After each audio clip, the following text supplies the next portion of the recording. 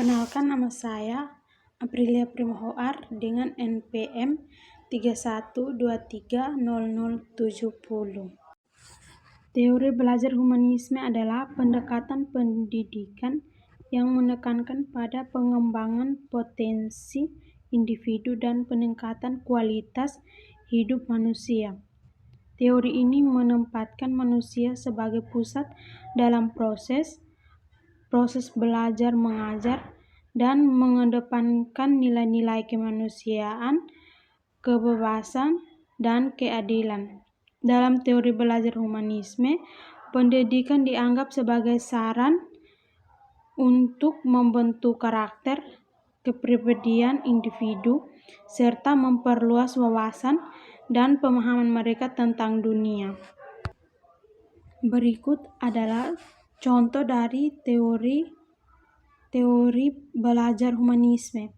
Adalah pendekatan pendidikan yang menekankan pada pengembangan potensi individu dan meningkatkan kualitas hidup manusia.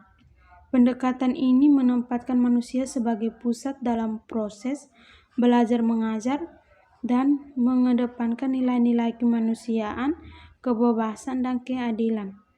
Dalam pendekatan ini, pendidikan dianggap sebagai sarana untuk membentuk karakter dan kepribadian individu, serta memperluas wawasan dan pemahaman mereka tentang dunia. Berikut adalah permasalahan dalam teori belajar humanisme. Permasalahan yang sering dihadapi dalam teori belajar humanisme adalah kesulitan dalam menerapkan nilai-nilai kemanusiaan dan keadilan dalam praktik pendidikan. Selain itu, teori ini juga dapat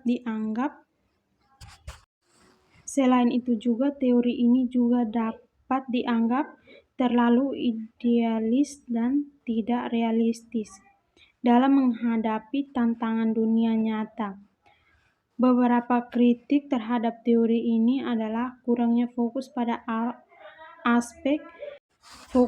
aspek praktis dan aplikasi dalam kehidupan sehari-hari. Berikut adalah faktor-faktor penyebab teori belajar humanisme. Teori belajar humanisme berkembang sebagai respons terhadap perubahan sosial, politik, dan budaya pada abad ke-20. Faktor-faktor penyebab teori belajar humanisme antara 1. Perubahan sosial dan politik. Perubahan sosial dan politik pada abad ke-20 seperti Perang Dunia Kedua, perkembangan teknologi, dan perubahan nilai sosial memicu terbentuknya teori belajar humanisme sebagai upaya yang menciptakan pendidikan yang lebih manusiawi dari relevan dengan kebutuhan individu.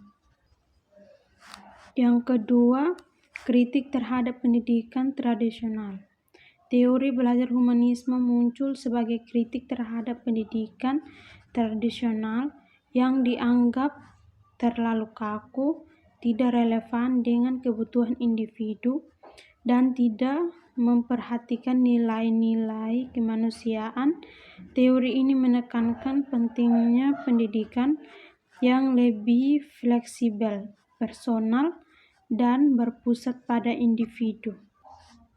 Yang ketiga, pemikiran filosofis dan psikologis. Teori belajar humanisme juga dipengaruhi oleh pemikiran filosofis dan psikologis yang menekankan pada pentingnya individu, kebebasan, dan aktualisasi diri. Yang keempat, perubahan nilai sosial. Perubahan nilai sosial seperti penekanan pada hak asasi manusia, kebebasan individu, dan keadilan sosial juga mempengaruhi terbentuknya teori belajar humanisme. Teori ini mencerminkan nilai-nilai dalam pendekatan pendidikan yang lebih manusiawi dan berpusat pada individu. Yang kelima, peran teknologi. Kemajuan teknologi juga mempengaruhi teori belajar humanisme. Dengan perkembangan teknologi, pendidikan dapat diakses oleh lebih banyak orang dan menjadi lebih interaktif, fleksibel, dan personal.